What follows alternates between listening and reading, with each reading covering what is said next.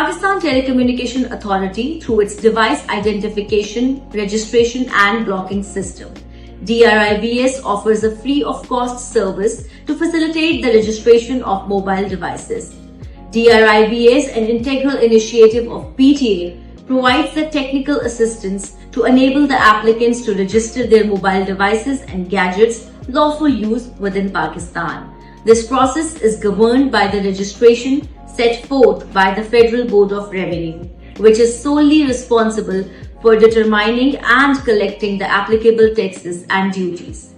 Applicants can visit the FBR website to calculate the taxes and duties applicable to their devices by visiting www.fbr.gov.pk/mobile devices regularization.